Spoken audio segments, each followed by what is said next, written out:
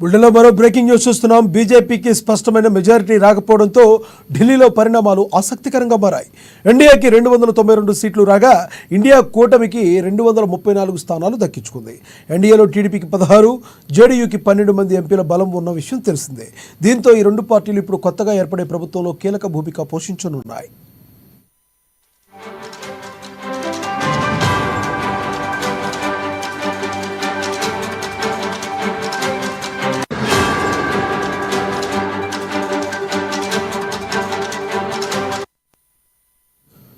ఈ మేరకు మోడీ నివాసంలో ఎన్డీఏ సమావేశం కొనసాగుతుంది. ఈ సమావేశానికి అజిత్ పవార్ దూరంగా ఉన్నట్టు తెలుస్తుంది. ఇప్పటి సమావేశానికి హాజరు కావడానికి టీడీపీ అధినేత చంద్రబాబు, జనసేన అధినేత పవన్ కళ్యాణ్ విమానంలో ఢిల్లీకి బయలుదేరారు. అయితే ఎన్డీఏ సమావేశానికి ఒకే విమానంలో నితీష్ కుమార్, తేజస్వి ఢిల్లీకి బయలుదేరారు. కాగా ఈ సమావేశంపై ప్రజల్లో ఉత్కంఠ నెలకొంది. ఎన్డీఏ కూటమిలో బలమైన పక్షంగా టీడీపీ ఉంది. దీంతో తెలుగుదేశం 5 నుండి 6 మంత్రి పదవులు అడగవచ్చని నేషనల్ మీడియాలో కథనాలు వస్తున్నాయి.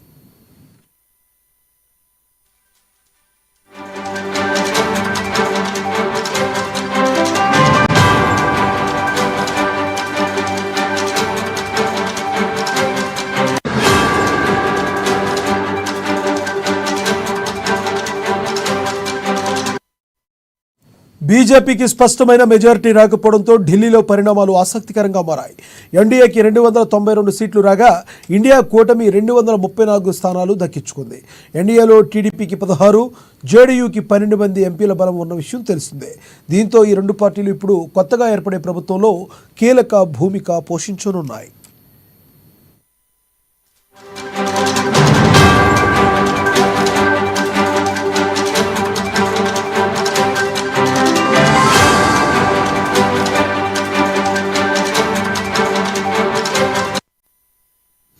ఈ మేరకు మోడీ నివాసంలో ఎన్డీఏ సమావేశం కొనసాగుతుంది. ఈ సమావేశానికి అజిత్ పవార్ దూరంగా ఉన్నట్లు తెలుస్తుంది. ఇప్పటి సమావేశానికి హాజరు కావడానికి టీడీపీ అధినేత చంద్రబాబు, జనసేన అధినేత పవన్ కళ్యాణ్ విమానంలో ఢిల్లీకి బయలుదేరారు. అయితే ఎన్డీఏ సమావేశానికి ఒకే విమానంలో నితీష్ కుమార్, తేజస్వి ఢిల్లీకి బయలుదేరారు. కాగా ఈ సమావేశంపై ప్రజల్లో ఉత్కంఠ నెలకొంది. ఎన్డీఏ కూటమిలో బలమైన పక్షంగా టీడీపీ ఉంది. దీంతో 5 నుండి 6 మంత్రి పదవులు అడగవచ్చని నేషనల్లో మీడియా కథనాల్లో వస్తున్నాయి.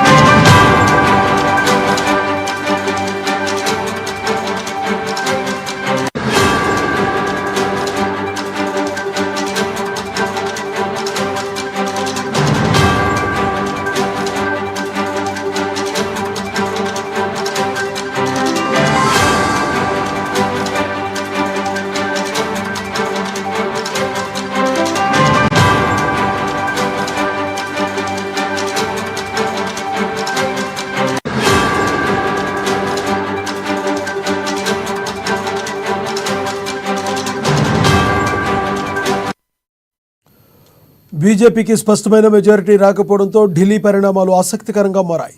ఎన్డీఏకి 292 సీట్లు రాగా ఇండియా కూటమికి 234 స్థానాలు వచ్చాయి. ఎన్డీఏలో టీడీపీకి 16, జేడీయూకి 12 మంది ఎంపీల బలం ఉన్న విషయం తెలిసిందే. దీంతో ఈ రెండు పార్టీలు ఇప్పుడు కొత్తగా ఏర్పడే ప్రభుత్వంలో కీలక భూమిక పోషించనున్నాయి.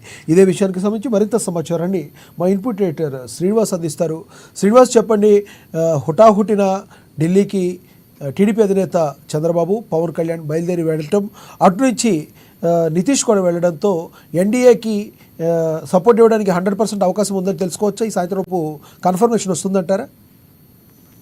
రైట్ లక్ష్మీనాథ్, ఏదైతే ఎన్నికల ఫలితాల తర్వాత కేంద్రంలో మరోసారి మోడీ ప్రభుత్వం ఏర్పాటు కాబోతుంది. మూడోసారి ప్రధానిగా మోడీ ప్రమాణ స్వీకారం చేయనున్నారు. ఇందుకు 8వ తారీఖు ముహూర్తం కూడా నిర్ణయించడం జరిగింది. అయితే ఈ కొద్దిసేపటి క్రితమే ఎన్డీఏ భాగస్వామ్య పక్షాలు 13 పార్టీలు ఉన్నాయి. 13 పార్టీల ముఖ్య నేతలతో కూడా ప్రధాని మోడీ నివాసంలో ఇటు పార్టీ అధ్యక్షుడు నితిన్ గడ్కరీ, అదేవిధంగా అమిత్ షా, రాజ్నాథ్ వీళ్ళ ఆధ్వర్యంలో ఇప్పుడు ఎన్డీఏ సమావేశం జరుగుతుంది. ఈ సమావేశానికి 13 పార్టీలు, అందులో ఎన్డీఏలో భాగస్వామిగా ఉన్న 13 పార్టీలు కూడా ప్రతినిధులు హాజరయ్యారు. ముఖ్యంగా ఇక్కడ చూసుకుంటే కనుక ప్రధానంగా అయితే తెలుగు రాష్ట్రాలకు సంబంధించి ఇటు చంద్రబాబు నాయుడు అక్కడ కీ రోల్ ప్లే చేయబోతున్నారు, అదేవిధంగా నితీష్ కుమార్ కూడా కీ రోల్ ప్లే చేయబోతున్నారు. సో ఇప్పుడు ఈ జరగబోయే సమావేశము కీలకంగా ఆంధ్రప్రదేశ్ సంబంధించి చంద్రబాబు నాయుడు కోసం ఇక్కడ వెయిట్ చేస్తున్న పరిస్థితి అయితే కనిపిస్తుంది. ఎందుకంటే 16 ఎంపీ స్థానాలు ఇప్పుడు టీడీపీ ఖాతాలో ఉన్నాయి, అదేవిధంగా 2 జనసేన ఖాతాలో ఉన్నాయి. మొత్తాన్ని చూసుకుంటే కనుక ఇప్పుడు జరగబోయే సమావేశము ప్రధానిగా మోడీ 3వసారి బాధ్యతలు చేపట్టబోతున్నారు. 8వ తారీఖున ముహూర్తం నిర్ణయించారు. సో ఈ ప్రధానిగా 3వసారి బాధ్యతలు చేపట్టబోతున్న నేపథ్యంలో ఎన్డీఏ పక్షాల మద్దతు, అదేవిధంగా ఇప్పుడు కేంద్ర మంత్రివర్గం వెంటనే ఫామ్ కాబోతుంది కాబట్టి కేంద్ర మంత్రివర్గంలో ఎవరెవరు ఉండబోతున్నారన్న దాని మీద కూడా ఎన్డీఏ ఇప్పుడు సమావేశంలో చర్చించబోతున్నారు. ఎందుకంటే ప్రధానితో పాటు ఇంకెవరు కేంద్ర మంత్రులుగా బాధ్యతలు చేపట్టబోతున్నారు, అదేవిధంగా ఏ పార్టీకి ఎన్ని పదవులు ఇవ్వాలన్న దాని మీద కూడా చర్చ జరిగే అవకాశం ఉంది. ప్రధానంగా ఇప్పుడు తెలుగుదేశం పార్టీకి ఎక్కువ ఛాన్సెస్, అంటే ఎక్కువ మంత్రులు తీసుకునే అవకాశం తెలుగుదేశం పార్టీకి ఎక్కువగా ఉంటుంది. ఎందుకంటే బీజేపీకి స్పష్టమైన మెజార్టీ రాలేదు, ఎన్డీఏ పక్షానికి వచ్చింది కాబట్టి ఇప్పుడు ఎన్డీఏలో బీజేపీ తర్వాత కీలక పాత్ర పోషించేది తెలుగుదేశం పార్టీ కాబట్టి తెలుగుదేశం పార్టీకి సంబంధించి ఎన్ని మంత్రి పదవులు ఇవ్వాలన్న దాని మీద కూడా చర్చ జరిగే అవకాశం ఉంది.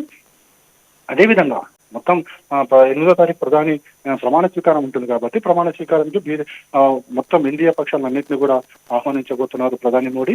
ఇక ఈ సమావేశం తర్వాత ప్రధానంగా క్లారిటీ వచ్చేది రాష్ట్రానికి సంబంధించి ఏ అంశాలు ఇప్పుడు చంద్రబాబు నాయుడు ప్రధాని ముందు ఉంచబోతున్నారు. ఎందుకంటే రాష్ట్ర విభజన తర్వాత చాలా అంశాలు పెండింగ్ లో ఉన్నాయి. సో ఈ పెండింగ్ అంశాలకు సంబంధించి కూడా చంద్రబాబుతో ప్రధాని మోడీతో మాట్లాడే అవకాశం ఉంది. అయితే ఇవన్నీ కూడా ఇప్పుడు ఈ 2-3 రోజుల్లో అయితే ఉండకపోవచ్చు. ఇప్పుడు మాత్రం కేవలం ప్రధానిగా బాధ్యతలు చేపట్టడం ఒకటి, కేంద్ర మంత్రివర్గంలో ఏ పార్టీలు చేరబోతున్నాయి, ఎవరికి ఎన్ని పదవులు ఇవ్వాలి, ఎన్ని కేంద్ర మంత్రి పదవులు ఇవ్వాలి అనే అంశం మీద కూడా ప్రధానంగా చర్చ జరిగే అవకాశం ఉంది. ఆ తర్వాత ఎట్ ది సేమ్ టైం ఇటు రాష్ట్రంలో కూడా ముఖ్యమంత్రిగా చంద్రబాబు నాయుడు ప్రమాణ స్వీకారం చేయబోతున్నారు 9వ తారీఖు అని చెప్పేసి కూడా పార్టీ వర్గాల నుంచి వినిపిస్తుంది.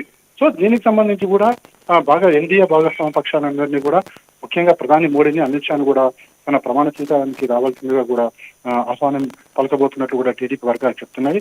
మొత్తానికి ఏదైతే ఎన్నికలు జరిగిన తర్వాత కేంద్రంలో కీలక పరిణామాలు చకచకా చోటు చేసుకుంటున్నాయి. మరోవైపు చూసుకుంటే కనుక ఇండియా కూటమికి సంబంధించి కూడా ఇండియా కూటమిలో కొన్ని పార్టీలు చంద్రబాబు నాయుడిని తమ పార్టీలకు ఆహ్వానించడం కూడా జరిగింది. కానీ చంద్రబాబు నాయుడు స్పష్టం చేయడం జరిగింది ఈరోజు ఉదయమే ఢిల్లీకి వెళ్తూ తాను ఎన్డీఏ తరఫున ఉన్నాను, ఎన్డీఏకి మద్దతు ఇస్తానని కూడా స్పష్టం చేయడం జరిగింది. మొత్తానికి అయితే 8వ తారీఖున ముహూర్తంగా దేశ ప్రధానిగా 3వసారి మోడీ ప్రమాణ స్వీకారం చేయబోతున్నారు. ఆ ప్రమాణ స్వీకారంలో తెలుగుదేశం పార్టీ, జనసేన పార్టీలకు ఎన్ని అవకాశాలు వస్తాయి, తెలుగు రాష్ట్రాలకు సంబంధించి ముఖ్యంగా ఆంధ్రప్రదేశ్ సంబంధించి ఎన్ని కేంద్ర పదవులు వస్తాయని కూడా చూడాల్సి ఉంటుంది. లక్ష్మణ్. Srinivas, thank you Srinivas.